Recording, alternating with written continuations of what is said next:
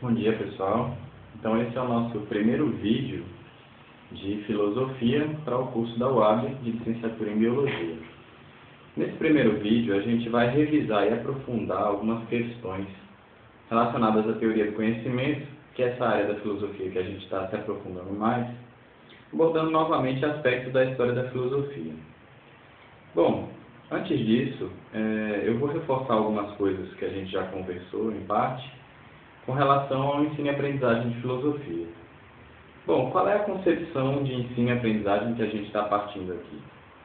A primeira característica dessa concepção é que, para nós, aprender filosofia é basicamente praticá-la.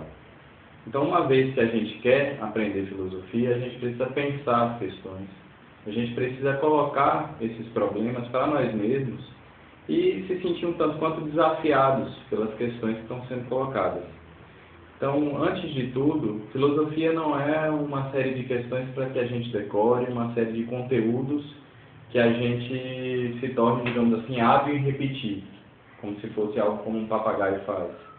Mas, antes de tudo, filosofia é uma atitude prática, é uma coisa que nós fazemos e que vem sendo feita certamente há milênios pela humanidade, mas que continua precisando ser feita, continua sendo algo que necessita da nossa atenção. Bom, uma vez que a gente está praticando a filosofia, é interessante, é importante a gente obter informações sobre as teorias, correntes, períodos. Isso tudo pode ser útil para o nosso próprio pensamento, e uma vez que a gente não tem essas informações minimamente, pode ficar mais difícil o nosso próprio esforço, pode ficar um tanto quanto vazio a esse risco, digamos assim.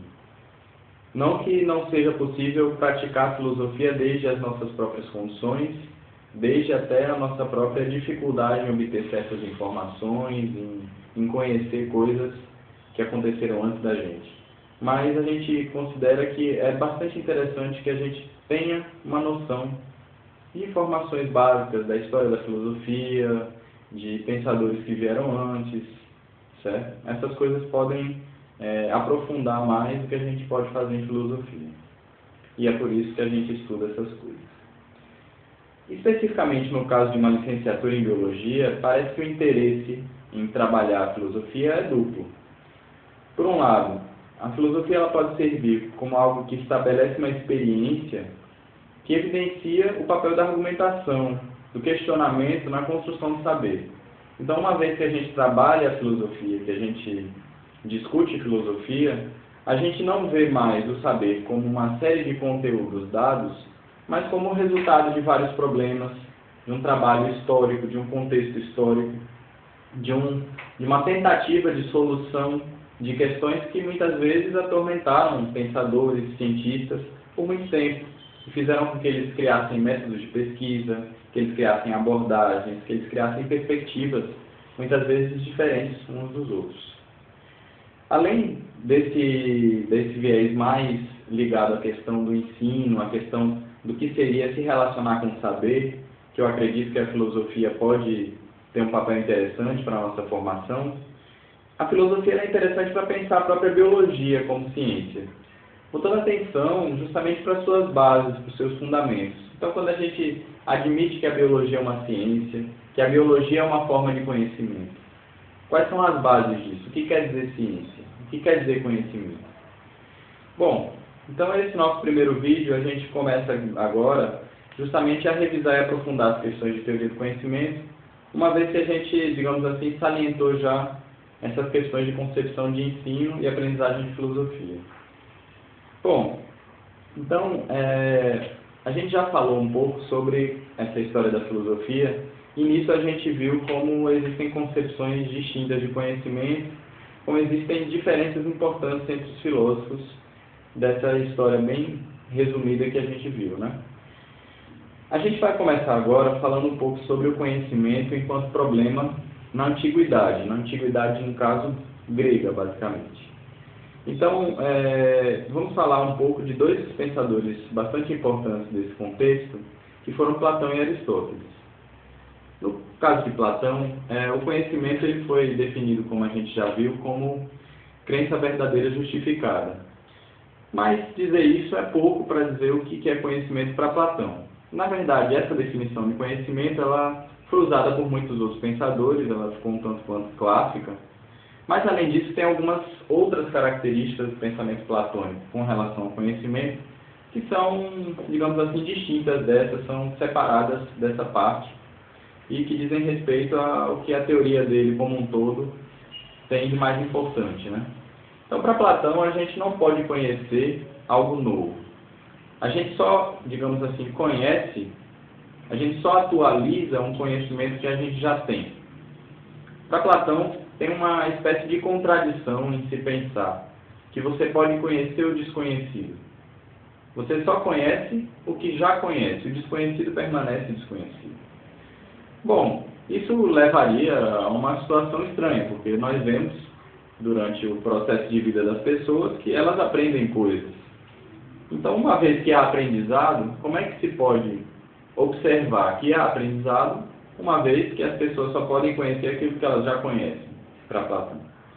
A ideia de Platão é que, na verdade, quando acontece um processo de aprendizado, não acontece exatamente algo como você conhecer o desconhecido, mas, mais especificamente, há uma espécie de reminiscência, de lembrança. Então, conhecer para Platão é relembrar. De uma certa maneira, para Platão, todas as verdades já estão no nosso intelecto. Só que, por alguma razão, que no fundo tem uma explicação tanto quanto espiritual na obra dele, nós não acessamos mais essas verdades que estão na nossa alma, que estão no nosso intelecto. Então, a atividade de pensamento, a atividade crítica, reflexiva, filosófica, se você quiser, ela é uma atividade essencialmente de tentar acessar essas verdades que já estão na nossa alma, mas que de uma certa maneira foram esquecidas.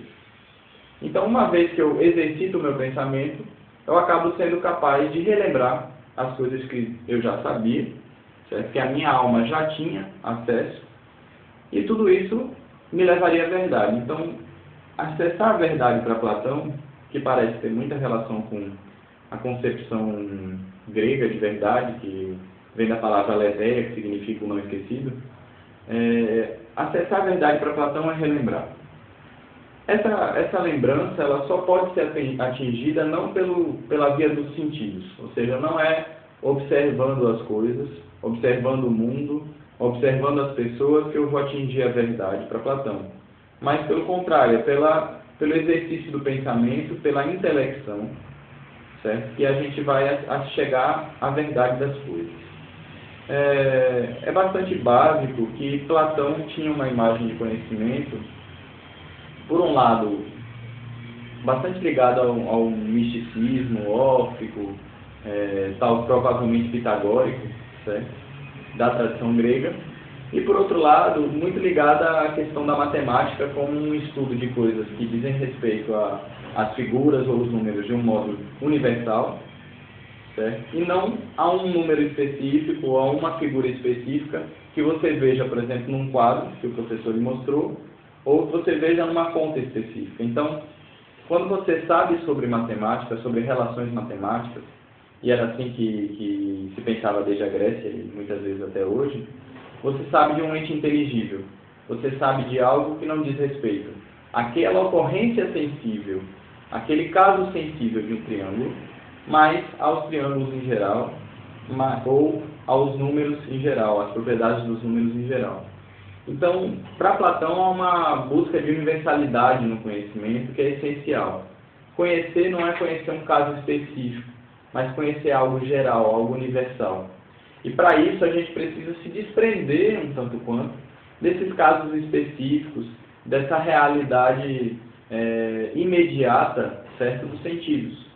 Isso é um processo de ascese, de elevação. Então, conhecer é ascender ao inteligível, ascender ao mais geral. Bom, isso vem junto daquela ideia do Platão de que há uma espécie de dois mundos, ou de dois acessos à realidade.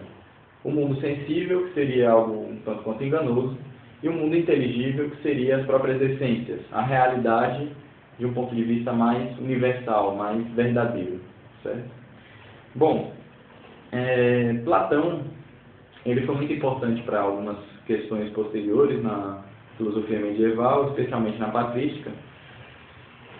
Teve alguma importância também, ainda tem, para concepções de filosofia de matemática, de teoria da matemática.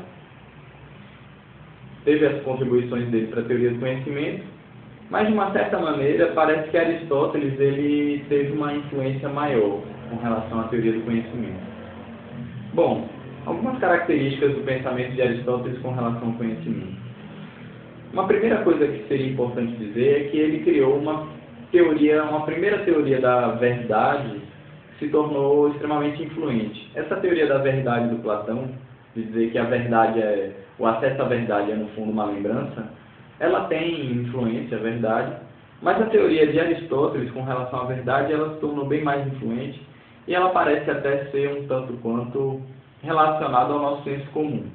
Então, para ele, verdade é essencialmente a relação entre um certo tipo de frase, que é a proposição, entre a proposição e o mundo. Então, uma vez que uma frase do tipo, o céu é azul, certo? Ela corresponda ao que acontece de fato, ao que acontece na realidade, essa frase é verdadeira. Então, para ele, verdade é, no fundo, uma questão de correspondência entre um certo ente linguístico, a proposição, e o mundo ele mesmo, certo? Então, algo é verdadeiro, uma frase é verdadeira, quando essa frase corresponde à realidade. É um problema, então, de certa maneira, de correspondência, de referência.